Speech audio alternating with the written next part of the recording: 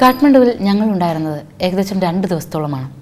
സാധാരണ യാത്രയ്ക്കെത്തുന്ന എല്ലാ സംഘവും കാഠ്മണ്ഡുവിൽ തങ്ങുമെങ്കിലും കൈലാസ യാത്രയ്ക്ക് തയ്യാറെടുക്കുന്നവർ 1-1.5 ദിവസമോ ഇവിടെ തങ്ങാറുള്ളൂ പതിവ്.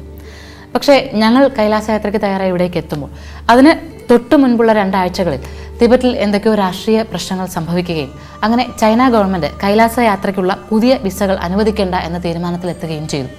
അതുകൊണ്ടാണ് ഞങ്ങൾക്ക് ഒരു ദിവസം കൂടി കാഠ്മണ്ഡുവിൽ കിട്ടിയത്. യഥാർത്ഥത്തിൽ അതൊരു ഭാഗ്യമായിരുന്നുവെന്ന് പിന്നീട് ഓരോ കാഴ്ചകൾ കണ്ടപ്പോഴാണ് മനസ്സിലായത്. കാഠ്മണ്ഡുവിനെ കുറിച്ചൊക്കെ പല പുസ്തകങ്ങളും പരാമർശിച്ച് നോക്കുമ്പോഴൊക്കെ അല്ലെങ്കിൽ കാഠ്മണ്ഡുവിൽ എന്താണ് കാണുവാനുള്ളതെന്ന് അന്വേഷിച്ച് നോക്കിയപ്പോഴൊക്കെ പ്രധാനമായും കണ്ടൊരു നാമമാണ് സ്വയംഭൂനാഥം. സ്വയംഭൂനാഥത്തിനെ അന്വേഷിച്ചായിരുന്നു പിന്നീടുള്ള യാത്ര. പക്ഷേ സ്വയംഭൂനാഥത്തിൽ പോയ പലരും, ഈ ഒരു യാത്രയുടെ ഭാഗമായി വന്ന പലരും, അല്ലെങ്കിൽ ഇതിനു മുൻപ് കൈലാസ യാത്രയുടെ ഭാഗമായി വന്നവർ പലരും ഒഴിവാക്കി പോയൊരു കാഴ്ചയായിരിക്കും.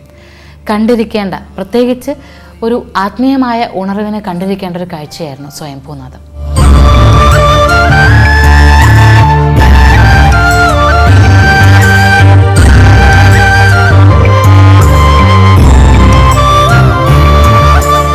ബുദ്ധ വിശ്വാസ സങ്കേതങ്ങളുടെ പ്രത്യേകതയാണ് പറന്നു നിൽക്കുന്ന കൊടിക്കൂറകളും ഉയർന്നു കാണുന്ന പഗോഡയും. നാം ഇതാ മറ്റൊരു വിശ്വാസ കേന്ദ്രത്തിൽ എത്തി നിൽക്കുന്നു. ഇത് കാഠ്മണ്ഡുവിലെ സ്വയംഭൂനാഥ ക്ഷേത്രം. സ്വയംഭൂനാഥ ക്ഷേത്രത്തിന് മറ്റൊരു പേര് കൂടിയുണ്ട്, വാനര ക്ഷേത്രമെന്ന്.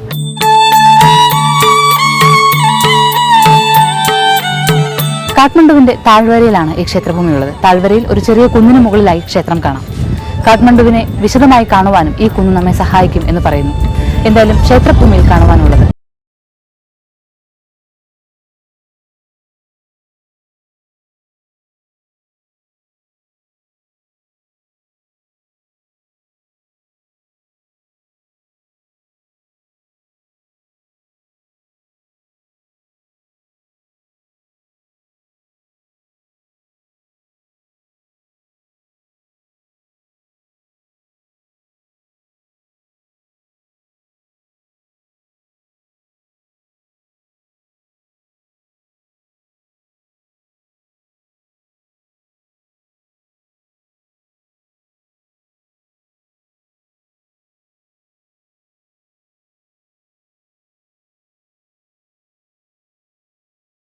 ബുദ്ധമത വിശ്വാസി സ്ഥാപിച്ച ഒരു സ്തൂപമാണ് കാണാനുള്ളത്.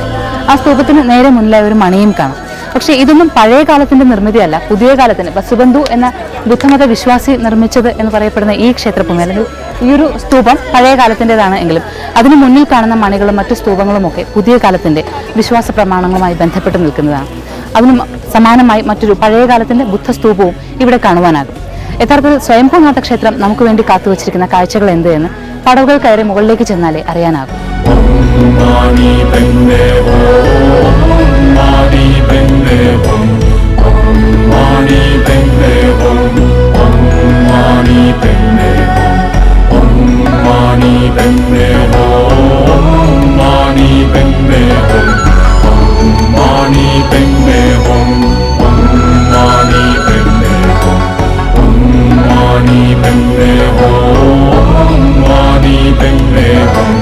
സ്വയംഭൂനാഥ ക്ഷേത്രത്തിലേക്കുള്ള പടവുകൾ കയറുമ്പോൾ ഈ ഒരു ക്ഷേത്രഭൂമിയെക്കുറിച്ചുള്ള ഏകദേശം ചില ചരിത്രങ്ങൾ കൂടി പറയുന്നത് ഉചിതമാണ്. അതിന് നാം പറയേണ്ടത് ഏതാണ്ട് 5-ാം നൂറ്റാണ്ടിലെ ചരിത്രമാണ്. ക്രിസ്തുവർഷം 464-നും 500-നും ഇടയ്ക്ക് ഭരിച്ചിരുന്ന മാനവദേവൻ എന്ന രാജാവിന്റെ പ്രപിതാമഹന്മാരിൽ ആരോ ആണ് ഈ ഒരു സ്വയംഭൂനാഥ ക്ഷേത്രം ഇവിടെ നിർമ്മിച്ചത് എന്ന് പറയപ്പെടുന്നു. ഇതിന് കണ്ടെത്താനായിട്ടുള്ള ആകെ ഒരു തെളിവ് 5-ാം നൂറ്റാണ്ടിൽ, അതായത് മാനവരാജാവിന്റെ കാലത്ത് അദ്ദേഹം ഇതിൽ ചില പുനർനിർമ്മാണ പ്രവർത്തനങ്ങൾ നടത്തി എന്ന് വളരെ പഴയ ചില ലിഖിതങ്ങളിൽ നിന്ന് കണ്ടെത്തുകയുമുണ്ടായി.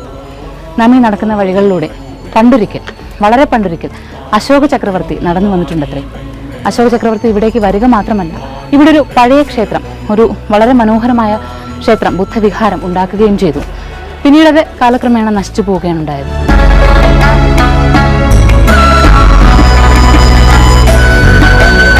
ബുദ്ധമത വിശ്വാസികളാണ് അധികവും സ്വയംഭൂനാഥ ക്ഷേത്രത്തെ ലക്ഷ്യം വെച്ച് വരാറ്.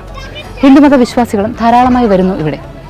എന്നാൽ ആഞ്ജനേയൻ, വാനര സങ്കല്പം ഇവിടെ ഉള്ളതുകൊണ്ട്, അല്ലെങ്കിൽ വാനര ക്ഷേത്രം എന്നുകൂടി അറിയപ്പെടുന്നതുകൊണ്ട് ആഞ്ജനേയ ഭക്തന്മാരും ധാരാളമായി എത്തുന്നുണ്ട്. എന്നാൽ കാഠ്മണ്ഡുവിൽ എത്തുന്ന വിനോദസഞ്ചാരികളെ ഈ ക്ഷേത്രം ആകർഷിക്കുന്നത് ഈ കാഴ്ചകൾ കൊണ്ടാണ്. ഇവിടെ നോക്കിയാൽ കാഠ്മണ്ഡുവിനെ മുഴുവൻ നമുക്ക് കാണുവാൻ പറ്റും. അകലെ പർവ്വതനിരകൾ, ഏതാണ്ട് 16,000-ഓളം പർവ്വതനിരകളുള്ള ദേശമാണ് നേപ്പാൾ. അതിൽ തന്നെ ഏറെയും കാഠ്മണ്ഡുവിലുണ്ട് എന്ന് പറയുമ്പോൾ ആ പർവ്വതങ്ങളെല്ലാം ഇങ്ങനെ മലകൾ അതിരിട്ട് എവിടെ നോക്കിയാലും മലകൾ, മനോഹരമായ മലകൾ, അതിന് നടുവിൽ വളർന്നുകൊണ്ടേയിരിക്കുന്ന നഗരം. ഈ നഗരത്തിനിടയ്ക്ക് അവിടെ തല ഉയർത്തി നിൽക്കുന്ന പഗോഡകൾ. ഇതൊക്കെ കാഠ്മണ്ഡുവിന്റെ മാത്രം പ്രത്യേകതകളായി കാണാം.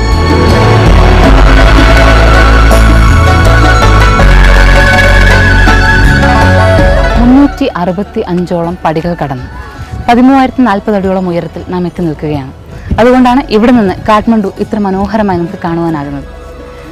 ഇങ്ങനെ മനോഹരമായി കാണുമ്പോൾ ഈ ഒരു സ്വയംഭൂ ക്ഷേത്രത്തിന്റെ ഐതിഹ്യം എന്തെന്നറിയണ്ടേ? പണ്ട് ഇവിടെ ആകെ ഒരു മനോഹരമായ തടാകമുണ്ടായിരുന്നു അത്രേ.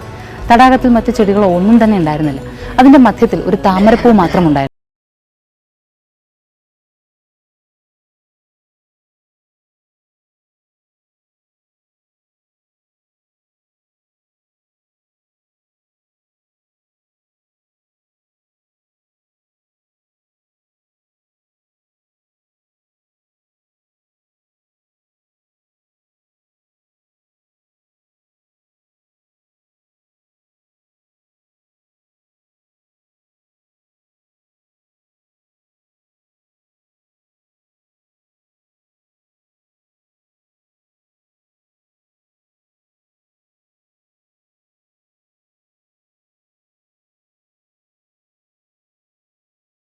മുമ്പൊരിക്കൽ ഇതൊരു വലിയ തടാകമായിരുന്നുവെന്നും തടാകത്തിന് നടുവിൽ ഒരു പത്മം വിടർന്നു നിന്നിരുന്നുവെന്നും പറഞ്ഞു.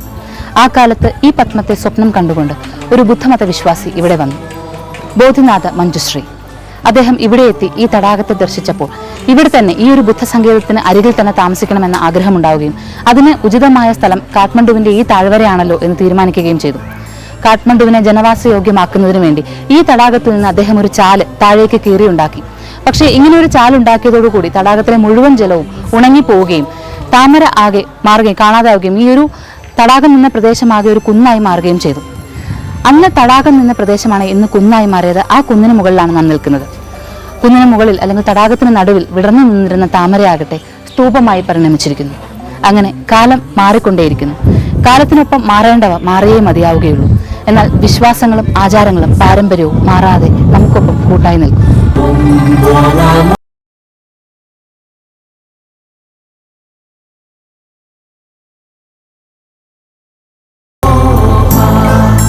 സ്വയംഭൂനാഥത്തിന്റെ ഈ കാഴ്ചകൾ കാണുമ്പോൾ ഇത് ഒരു ബുദ്ധവിഹാരമാണ് എന്ന് ഉറപ്പിച്ച് മനസ്സിലാക്കുവാനായല്ലോ. എന്നാൽ ചില തെറ്റിദ്ധാരണകൾ പലപ്പോഴും പലരിലും ഉണ്ടാകാറുണ്ട്. അതായത് പല യാത്രാ സംഘങ്ങളും വിശ്വസിക്കുന്നത് ഇതൊരു ഹിന്ദു ക്ഷേത്രമായിരുന്നു എന്നാണ്. വലിയൊരു ശിവലിംഗമാണത്രേ വെളുത്ത നിറത്തിൽ കാണുന്നത് എന്നാണ് അവർ വിശ്വസിച്ചിരുന്നത്. പലപ്പോഴും അന്ന് ശിവക്ഷേത്രമാണ് എന്ന് കരുതി ആരാധന നടത്തി പോകുന്നവർ പോലുമുണ്ട്. ഈ ഒരു വലിയ ശിവലിംഗത്തിന് ശക്തി കുറയ്ക്കുവാൻ വേണ്ടി കുമ്മായം അടിച്ചു വെച്ചിരിക്കുകയാണ് എന്നാണ് അവർ ഈ ബുദ്ധവിഹാരത്തെ കരുതിയത്.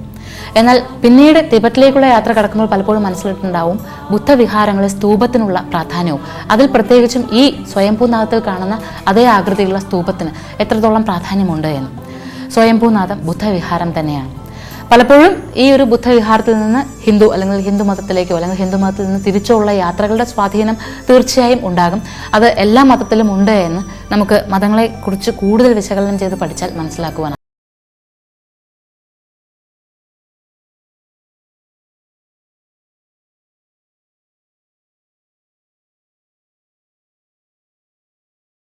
വിശാല വീക്ഷണം ഒന്നുകൂടി ഒന്ന് ആസ്വദിച്ചുകൊണ്ട് 360-ലേറെ പടവുകളുള്ള സ്വയംഭൂനാഥ ക്ഷേത്രത്തിന്റെ പ്രധാന കാഴ്ചകൾ എന്തെന്ന് ഇനി നോക്കാം നമുക്ക്. പടവുകൾ കയറി ആദ്യം ചെന്നാൽ നമുക്ക് കാണുവാനുള്ളത് വജ്രായുധം തന്നെ. ഇടിമിന്നലിനെ പ്രതിനിധീകരിച്ചുകൊണ്ടാണ് ഈ വജ്രായുധം ഇങ്ങനെ നിലകൊള്ളുന്നത്. ഇന്ദ്രന്റെ കയ്യിലാണ് വജ്രായുധമുള്ളത്. പക്ഷേ ബുദ്ധക്ഷേത്രത്തിൽ എങ്ങനെ അത് വന്നു എന്ന് ആലോചിക്കുമ്പോൾ എന്നിലും നിന്നിലുമുള്ളത് ദൈവം എന്ന് പഠിപ്പിക്കുന്ന മഹത്തായ തത്വം പറയാതെ നാം അറിയുകയാണ്.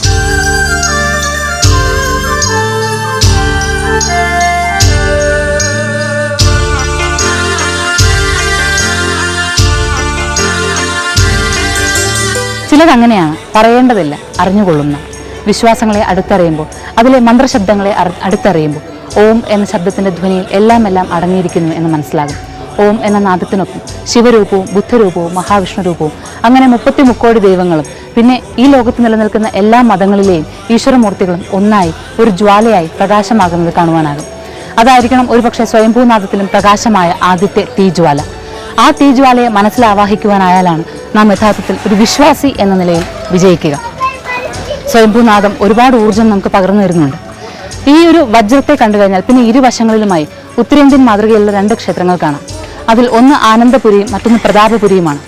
ഒന്ന് ആനന്ദമല്ല എന്ന രാജാവ് പണികഴിപ്പിച്ചത്, മറ്റൊന്ന് പ്രതാപമല്ല എന്ന രാജാവ് പണികഴിപ്പിച്ചത്. ഏതായാലും ആനന്ദപുരിയും പ്രതാപപുരിയും ക്ഷേത്രത്തിന്റെ 2 ഭാഗങ്ങൾ ഉണ്ടാകുമ്പോൾ ആനന്ദവും പ്രതാപവും ഒരുമിച്ച് ലഭിക്കുന്നു എന്നും മനസ്സിലാക്കുവാനാകും. വജ്രം കഴിഞ്ഞ് പുറകിലേക്ക് ഇറങ്ങി വന്നാൽ പിന്നെ നമുക്ക് കാണുന്നത് ബുദ്ധക്ഷേത്രത്തിന്റെ ചിഹ്നമായ പതാകയും അതിനു താഴെ ദീപം തെളിയിക്കുവാൻ വേണ്ടിയിട്ടുള്ള പ്രത്യേക തട്ടുമാണ്. അവിടെ നിന്നാണ് പിന്നീട് ബുദ്ധ ദർശന സൗഭാഗ്യം നമുക്ക് ലഭിക്കുന്നത്. शान्ति शान्ति जगमा शान्ति छाओस भन्दै ओम भजे शान्ति शान्ति जगमा शान्ति छाओस भन्दै ओम भजे. വളരെ ഉയർന്നു നിൽക്കുന്ന സുവർണ്ണ നിറത്തിൽ തിളങ്ങുന്ന സ്തൂപം. ഈ സ്തൂപത്തിൽ 5 ബുദ്ധരൂപങ്ങൾ നമുക്ക് കാണാം. ബുദ്ധരൂപങ്ങൾക്ക് താഴെ ബുദ്ധന്റെ തന്നെ കണ്ണും പുരുകവുമാണ് കാണുന്നത്. കണ്ണും പുരുകവും ബുദ്ധൻ്റെതാണ് എന്ന് പറയുമ്പോൾ പിന്നീട് കാണുന്ന ചിഹ്നം ബുദ്ധന്റെ മൂക്കാണ് എന്ന് നാം സംശയിക്കാം. എന്നാൽ യഥാർത്ഥത്തിൽ സ്വർഗത്തിലേക്കുള്ള പാതയാണ് എന്നത് ചിലർ വിശ്വസിക്കുന്നു. റിലീജിയസ് ഹാർമണി, മതങ്ങൾ നൽകുന്ന വിശ്വാസത്തിന്റെ ആനന്ദമാണത് എന്ന് മറ്റു ചിലർ പറയുമ്പോൾ ടിബറ്റൻ വിജയത്തിന്റെ ചിഹ്നമാണ് എന്നും വാദമുണ്ട്. ഈ ചിഹ്നത്തിന്റെ ശുഭസൂചന കണ്ടുകൊണ്ട് വീണ്ടും നാം വജ്രത്തിന് മുന്നിൽ തന്നെ നിൽക്കുകയാണ്. ഈ വജ്രത്തിനുമുണ്ട് സവിശേഷത. നമ്മുടെ വിശ്വാസങ്ങളിൽ ഉള്ള ശ്രീചക്രം എന്നതുപോലെ തന്നെ ഇവിടെ ഒരു മണ്ഡലം എന്ന വിശ്വാസമാണ് ഉള്ളത്. ഒറ്റ നടുക്കുള്ള മധ്യത്തിലുള്ള ഒരു പ്രത്യേക ഘടന, അതിനെ നിർവ്വാണം എന്ന് സങ്കല്പിച്ചുകൊണ്ടുള്ള മണ്ഡലമാണ് ഇത്. ഈ മണ്ഡലത്തിന് താഴെയായി ആന, അരയന്നം, നായ, അങ്ങനെ പലതരം മൃഗങ്ങളുടെ രൂപങ്ങളും വരച്ചു ചേർത്ത് അല്ലെങ്കിൽ ശില്പങ്ങൾ കാണുവാനാകും ഇവിടെ. ഇത് യഥാർത്ഥത്തിൽ ടിബറ്റൻ കലണ്ടറിനെയാണ് പ്രതിനിധാനം ചെയ്യുന്നത്. അങ്ങനെ ടിബറ്റൻ കലണ്ടറിന് മുകളിൽ, മണ്ഡലത്തിന് മുകളിലാണ് വജ്രം നിലകൊള്ളുന്നത്. മനസ്സിന്റെ ആത്മധൈര്യത്തെ അല്ലെങ്കിൽ ആത്മനിയന്ത്രണങ്ങളിലൂടെ നേടിയെടുക്കുന്ന മോക്ഷത്തിന്റെ ശക്തി വിശ്വാസങ്ങളെ പറയുവാനാണ് യഥാർത്ഥത്തിൽ ഈ വജ്രം ഉദ്ദേശിച്ചിരിക്കുന്നത്.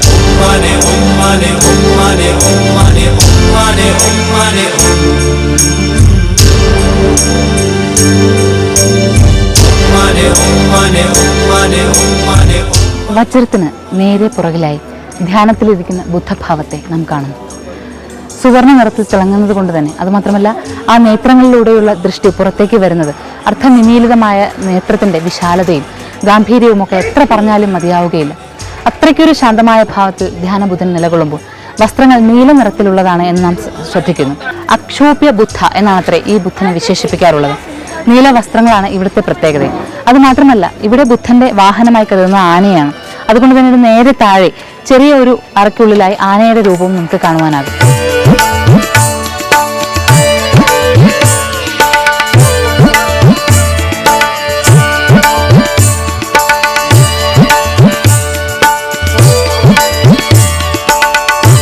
ഇത് ബുദ്ധന്റെ വൈരോചന ഭാവം. വൈരോചന എന്ന് തന്നെയാണ് ഇവിടെ വിശേഷിപ്പിക്കുന്നത് പോലും. അന്നത്തിന് സമൃദ്ധിയേകുന്ന ഒരു സങ്കല്പമാണ് ഇവിടെ നിലകൊള്ളുന്നത്. പണ്ടൊരു കാലത്ത് കാഠ്മണ്ഡു നഗരം ആകെ നെൽവയലുകളായിരുന്നു അത്രേ. ആ കാലത്ത് അന്നത്തെ സംരക്ഷിക്കുവാൻ ഭഗവത് സാന്നിധ്യം വേണമായിരുന്നല്ലോ. ഇവിടെ അന്നം ഭഗവാന്റെ കയ്യിൽ മാത്രമല്ല, ഈ വാഹനത്തിന്റെ വായ്ക്കകത്തും ധാരാളമായി അരി കിടക്കുന്നത് കാണാം. വൈരോചന എന്ന ഈ സങ്കല്പത്തിന് മുന്നിൽ നിന്ന് നാം നടക്കുന്നത് മറ്റൊരു അതീവ ശ്രേഷ്ഠമായ സങ്കല്പത്തിലേക്കാണ്. അതായത് ഈ കാണുന്നത് പ്രാർത്ഥനാ ചക്രം എന്ന് നമുക്ക് പറയാം. പ്രാർത്ഥനാ ചക്രങ്ങളിൽ ആലേഖനം ചെയ്തിരിക്കുന്നത് പ്രധാനമായും 3 മന്ത്രങ്ങളാണ്. ഓം ഭാഗീശ്വരി മൂം, ഓം മണിപത്മേ ഹും, ഓം വജ്രപാണി ഹും. അതിൽ ഓം മണിപത്മേ ഹും എന്നുള്ളതാണ് യഥാർത്ഥത്തിലുള്ള ശക്തമായ ബുദ്ധമത വിശ്വാസികളുടെ പ്രാർത്ഥനകൾ. അത് സദാസമയം മുഴങ്ങിക്കേൾക്കുന്ന ബുദ്ധമത സങ്കേതങ്ങൾ, അത് കയറി ചെല്ലുമ്പോൾ തന്നെ ഉണ്ടാക്കുന്ന ഒരു തരംഗം എത്രത്തോളം എന്ന് പറഞ്ഞറിയിക്കാനാവുകയില്ല. പിന്നെ ഈ മന്ത്രങ്ങൾ എഴുതിയ ഇത്തരം ചക്രങ്ങൾ, പ്രാർത്ഥനാ ചക്രങ്ങൾ, ഇങ്ങനെ ഭക്തർ കറക്കി വിട്ടുകൊണ്ടേയിരിക്കുന്നത് കാണും. ഇങ്ങനെ കറക്കി വിടുമ്പോൾ ഈ ചക്രങ്ങൾ സ്വയം തിരിയുമ്പോൾ അവർ സ്വയം പ്രാർത്ഥനകൾ ഏറ്റുപറയുകയാണത്രേ. നാം ഈ പറഞ്ഞ 3 മന്ത്രങ്ങളും വീണ്ടും വീണ്ടും ഈ ചക്രങ്ങൾ ഏറ്റുപറയുമ്പോൾ ആയിരക്കണക്കിന്, 10,000-കണക്കിന്, ലക്ഷക്കണക്കിന് തവണ ആ മന്ത്രങ്ങൾ ഇവിടെ മുഴങ്ങുമെന്ന് വിശ്വസിക്കപ്പെടുന്നു. അതുകൊണ്ട് ക്ഷേത്രത്തിൽ ദർശനത്തിനെത്തുന്നവരെല്ലാം ഇങ്ങനെ ഈ പ്രാർത്ഥനാ ചക്രങ്ങളെ കറക്കുന്നു.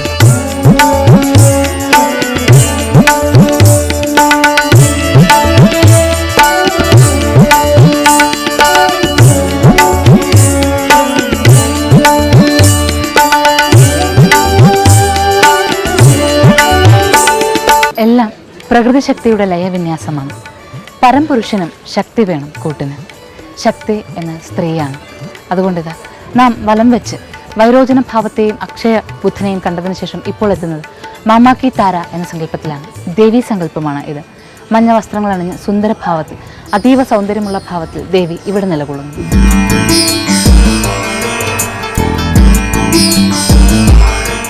രത്നസംഭവ എന്ന ഭാവം. രത്നസംഭവ എന്ന ഭാവത്തിൽ നാം ബുദ്ധനെ കാണുമ്പോൾ ബുദ്ധൻ മഞ്ഞ വസ്ത്രങ്ങൾ അണിഞ്ഞിരിക്കുന്നത് കാണുവാനാകുന്നു.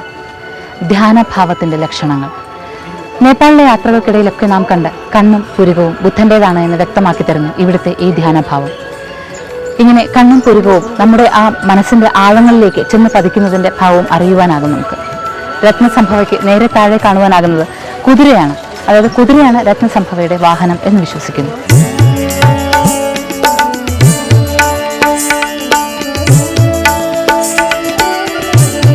സ്വയംഭൂവായ അഗ്നിസ്ഫുലിംഗങ്ങളിൽ നിന്ന്, ജ്യോതിയിൽ നിന്ന് ഉണർവായ സ്വയംഭൂനാഥം.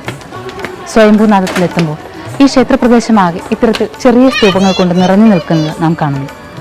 ഇതൊക്കെയും രാജകീയ കുടുംബത്തിൽപ്പെട്ടവർ അവരുടെ പിതൃക്കളെ സ്മരിക്കുമ്പോൾ ഓരോരുത്തരും അവരവരുടെ പിതൃക്കളുടെ സ്മരണയ്ക്കായി, പിതൃക്കൾക്ക് മോക്ഷം ലഭിക്കുന്നതിനൊക്കെയായി സ്ഥാപിച്ചിട്ടുള്ളതാണ്. അതുകൊണ്ടാണ് ദേവീ ദേവരൂപങ്ങളുള്ള ധാരാളം നിരവധിയായ സ്തൂപങ്ങൾ ഇവിടെ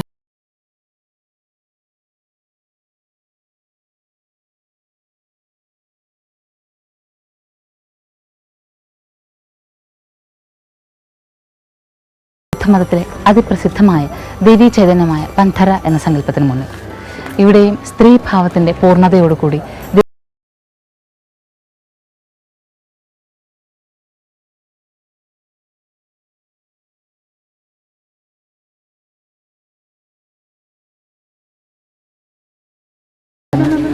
പടിഞ്ഞാറോട്ട് ദർശനമായി നിലകൊള്ളുന്നു അമിതാഭ എന്ന ബുദ്ധസങ്കല്പത്തിന് മുന്നിലാണ് ഇപ്പോൾ നാം എത്തുന്നത്.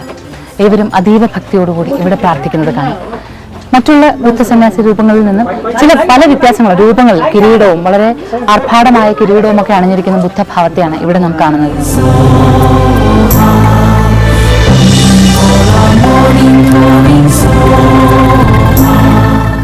അമിതാഭ എന്ന സങ്കല്പത്തിന് നേരെ മുന്നിലായി 2 സ്ത്രീ രൂപങ്ങളുണ്ട്. ഈ 2 സ്ത്രീ രൂപങ്ങളും നദീദേവതകളാണ്, ഗംഗയും യമുനയും.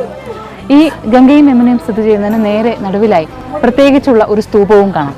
സ്തൂപത്തിന് മുകളിൽ താഴികക്കുടവും അതിന് മുകളിലത്തെ വിഗ്രഹങ്ങളും ഒക്കെ വളരെയേറെ സവിശേഷമാർന്നതാണ്. ഇനി വജ്രം കഴിഞ്ഞ് നാം ദർശനം നടത്താൻ തുടങ്ങിയപ്പോൾ തന്നെ അക്ഷോഭ്യ ഭാവത്തിലുള്ള ബുദ്ധനെയും പിന്നെ വൈരോചന ഭാവത്തിലുള്ള ബുദ്ധനെയും നാം കാണുകയുണ്ടായി. ഈ 2 ഭാവങ്ങളും കണ്ടു എങ്കിലും ഓരോ ഭാവങ്ങളും പിന്നെ രത്നസംഭവം എന്ന ഭാവത്തിലും ഇങ്ങനെ നാം വലം വെച്ച് വരുമ്പോൾ 4 ബുദ്ധഭാവങ്ങളെ ഇതുവരെയും നാം കണ്ടു കഴിഞ്ഞിരിക്കുന്നു. ബുദ്ധ സങ്കേതത്തിൻ്റെ ചൈതന്യം ഓരോ ക്ഷേത്രഭൂമികളുടെയും കാഴ്ചകൾ, അല്ലെങ്കിൽ ക്ഷേത്രമായാലും കൊട്ടാരമായാലും പൈതൃക സമ്പത്തിൻ്റെ ഈ കാഴ്ചകൾ നമ്മെ അത്ഭുതപ്പെടുത്തിക്കൊണ്ടേയിരിക്കുന്നു. പക്ഷേ എന്നാൽ ചിലത് മനസ്സിനെ നൊമ്പരപ്പെടുത്തുകയും ചെയ്യുന്നു. അതിൽ പ്രധാനം എത്ര ദിവ്യമായ ക്ഷേത്രഭൂമിയാണ് എങ്കിലും ചെരുപ്പിട്ടാണ് ഇവിടെ എല്ലാവരും ക്ഷേത്രഭൂമിയിലേക്ക് എത്തുന്നതും ദർശനം നടത്തുന്നതുമെല്ലാം. ചെരുപ്പിട്ട് എത്തുന്നു എന്ന് മാത്രമല്ല, അതിപവിത്രമായി നാം കരുതുന്ന ശ്രീചക്രത്തിന് സമാനമായ മണ്ഡലത്തിന് പുറത്തൊക്കെ ചെരുപ്പിട്ട് ചവിട്ടി നിന്നാണ് പൂജാതി കാര്യങ്ങൾക്കുള്ള മാവിളക്കും മറ്റുമൊക്കെ തെളിയിക്കുന്നത്. അത് നമുക്ക് അത്രയ്ക്ക് അങ്ങോട്ട് ഒരു രസകരമായ അല്ലെങ്കിൽ സുഖകരമായ ഒരു കാര്യമായി തോന്നുന്നില്ല. ഭക്തിയുടെ ഭാവങ്ങളെ എപ്പോഴും ഏറ്റവും അതീവമായ സംതൃപ്തിയോടുകൂടി അല്ലെങ്കിൽ ദിവ്യമായി കരുതി കാണുന്നത് കൊണ്ടായിരിക്കണം അങ്ങനെ സംഭവിക്കുന്നത്. അങ്ങനെയുള്ള ഒരു ദേശത്ത് നിന്ന് നാം എത്തുന്നത് കൊണ്ടായിരിക്കണം ഇങ്ങനെ സംഭവിക്കുന്നത്. ഏതായാലും ഗംഗ യമുന സങ്കല്പവും അമിതാഭ എന്ന സങ്കല്പവും ചൈതന്യമേകുമ്പോൾ മറ്റ് ക്ഷേത്ര സങ്കല്പങ്ങളും ഇവിടെ സവിശേഷമായി പറയേണ്ടതുണ്ട്. അതിലൊന്ന് ഈ കാണുന്ന ക്ഷേത്രഭൂമിയാണ്. നിരവധിയായ ദലങ്ങളും മണികളും മണിനാദങ്ങളും പിന്നെ കൊടിയടയാളവും ഒക്കെയായി. അതിൽ ഒരു പ്രധാന കാര്യം പറയേണ്ടത്, ഇങ്ങനെ കൊടി അടയാളങ്ങൾ കാണുന്നുവെങ്കിൽ അത് 17-ാം നൂറ്റാണ്ടിലെ രാജാക്കന്മാർ പണികഴിപ്പിച്ച ക്ഷേത്രമാണ് എന്ന് മനസ്സിലാക്കുവാനാകുമത്രേ. ഇനി ഓർത്തുകൊള്ളുക, നേപ്പാളിൻ്റെ ഭാഗങ്ങളിൽ സഞ്ചരിക്കുമ്പോൾ ഇത്തരത്തിൽ കൊടി കണ്ടാൽ അത് 17-ാം നൂറ്റാണ്ടിൽ നിർമ്മിച്ച ക്ഷേത്രമാണെന്ന് മനസ്സിലാക്കുവാനാകും. ഇവിടെ കുടികൊള്ളുന്ന മൂർത്തി അതീവ ശക്തിയുള്ള ദേവീഭാവമാണ്. ദേവീഭാവം എന്നാൽ കുഞ്ഞുങ്ങളെ സംരക്ഷിക്കുന്ന ദേവി എന്നർത്ഥം. ഹിന്ദുമതത്തിലും ബുദ്ധമതത്തിലും ഒരുപോലെ പ്രഭാവത്തോടുകൂടി നിലകൊള്ളുന്ന സങ്കല്പമാണത്. കുഞ്ഞുങ്ങളെ സംരക്ഷിക്കുന്ന അമ്മ എന്ന ഭാവം. ഹരിണി എന്ന ഭാവത്തിലാണ് ബുദ്ധമത സങ്കല്പം അറിയുന്നത് എങ്കിൽ ശീതള എന്ന സങ്കല്പത്തിലാണ് ഹിന്ദുമതത്തിൽ എല്ലാവരും ഈ ദേവീ സങ്കല്പത്തെ ആരാധിക്കുന്നത്. ശീതള അമ്മ അല്ലെങ്കിൽ അമ്മ എന്ന മഹത്തായ മാതൃസങ്കല്പത്തിൻ്റെ മൂർത്തിമത് ഭാവമായി നിലകൊള്ളുന്ന ശ്രേഷ്ഠഭാവം, കുഞ്ഞുങ്ങളെ സംരക്ഷിക്കുന്ന ആ വാത്സല്യഭാവം, അതാണ് ഈ അതിമനോഹരമായ ക്ഷേത്രഭൂമിയിൽ നിലകൊള്ളുന്നത്.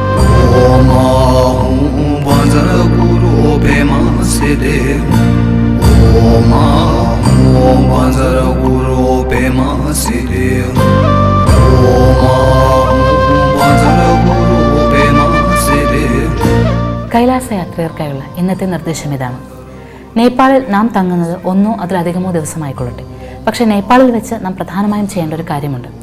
അതായത് നമ്മുടെ കയ്യിലുള്ള ഇന്ത്യൻ കറൻസി മാറ്റി യുവാനാക്കി വെക്കുക. അതായത് പരിക്രമയ്ക്ക് ആവശ്യമുള്ള പണം ഇപ്പോഴത്തെ സാഹചര്യത്തിലാണെങ്കിൽ ഒരു 25,000 രൂപയോളം വേണ്ടി വരും. അതായത് 2,500 യുവാൻ കയ്യിൽ മാറ്റി വെച്ചുകൊള്ളുക. അതിന് ഏറ്റവും നല്ല സ്ഥലം നേപ്പാൾ തന്നെയാണ്. കാരണം ടിബറ്റിൻ്റെ അതിർത്തി കടന്നു കഴിഞ്ഞാൽ പിന്നെ നമുക്ക് ഇന്ത്യൻ രൂപയ്ക്ക് യാതൊരു വിലയുമില്ല. നേപ്പാളിലെ രൂപയോ ഒന്നും അവിടെ എടുക്കുകയില്ല എന്നുള്ളത് കൊണ്ട് ഈ ഒരു യുവാൻ 2,500 യുവാൻ കയ്യിൽ കരുതാൻ ശ്രദ്ധിക്കുക. ഓരോ കാലത്തിനനുസരിച്ച് ഓരോ ചാർജുകളും മറ്റും മാറിക്കൊണ്ടേ ഇരിക്കുന്നതുകൊണ്ട് ഈ ഒരു 2,500 തന്നെ നിന്നുകൊള്ളണമെന്നില്ല. അടുത്ത യാത്രയിൽ ഏതായാലും എത്ര ആവശ്യം വരും എന്നുള്ളതിനൊരു മുൻധാരണ നേരത്തെ ഉണ്ടായിരിക്കണം.